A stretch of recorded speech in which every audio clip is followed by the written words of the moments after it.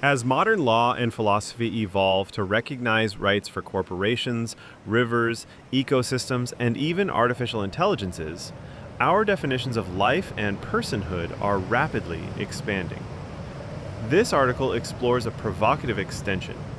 If human consciousness continues after death in another vibrational dimension, should these entities, colloquially ghosts, retain rights such as privacy and dignity? Surprisingly, existing legal and ethical frameworks provide fertile ground for supporting this notion. Imagine that death is not an absolute cessation, but a transition. The human essence, or consciousness, persists in another dimension, existing at a distinct atomic or vibrational frequency. This is hardly alien to global thought. Countless indigenous cultures, world religions, and strands of metaphysical philosophy embrace some form of post-mortal existence. If we accept this premise even as a thought experiment, why should human rights, rooted in respect for personhood, autonomy, and dignity, abruptly terminate at the boundary of biological death? Should they not extend to encompass these continuations of self, protecting them even beyond our current material dimension? In fact, we are witnessing an unprecedented era of legal and scientific transformation regarding what it means to be alive or a person.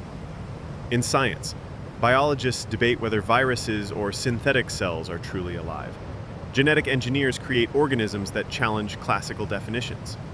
In technology and ethics, philosophers and policymakers contemplate whether advanced artificial intelligences might merit moral or legal standing. In law, corporations are treated as legal persons. Rivers in New Zealand and ecosystems in Colombia have been granted legal personhood, enabling them to defend their own interests in court. This erosion of rigid boundaries around life and personhood lays fertile ground for considering whether human consciousness, surviving death in another form, might still warrant rights such as privacy and autonomy. Rights are portable across borders. Crossing from one country to another does not strip individuals of their inherent human rights. Refugees and migrants carry core protections wherever they go. By analogy, shifting to another dimensional jurisdiction need not extinguish rights derived from personhood. Non-human legal subjects already enjoy protections. Modern legal systems routinely grant standing and rights to entities lacking human biology: corporations, rivers, forests, cultural landscapes. These are recognized to preserve critical interests, cultural integrity, or ecological balance. Ecosystems and celestial bodies have enforceable protections. International treaties safeguard whales, oceans, Antarctica, and even the moon from exploitation or desecration. These protections imply a willingness to extend legal concern beyond traditional human-centered boundaries. Cultural traditions embed respect for the continued presence of ancestors. Australian Aboriginal nations, Native American tribes, and Japanese Shinto practices all treat ancestors as living forces tied to land and kin. Legal frameworks increasingly recognize these beliefs through sacred site protections and heritage laws. Memory and dignity extend beyond death. Copyrights persist for decades after an author's passing. Defamation laws sometimes safeguard reputations of the deceased. Cemeteries, memorials, and personal data laws all enshrine continued respect for personhood beyond biological life. Religious doctrines sustain recognition of transdimensional entities. Most world religions embrace some notion of souls, saints, spirit guides, or reincarnation. Laws respecting religious practice indirectly support the dignity and continued moral status of the departed. If we synthesize these developments, an intriguing, if unsettling, conclusion emerges. Activities by ghost hunters, certain spiritual technologists, or intrusive mediums who attempt to track, interrogate, or capture these post-mortal continuations could represent violations of privacy and dignity. It is not so different from how we regulate data privacy for corporations or protect ecosystems from invasive exploitation, extending similar considerations to beings that were once indisputably human and who may simply reside in a different vibrational state, is a logical next question in our evolving conception of rights. This thought experiment highlights just how fluid our definitions of life, consciousness, and rights have become. Over the last 2 centuries, human rights expanded from narrow aristocratic privileges to universal declarations. Legal personhood grew to encompass corporations, cultural sites, and now, even natural features. Contemplating rights for post-mortal continuations of human identity is less about proving the existence of spirits and more about probing the future trajectory of law and ethics.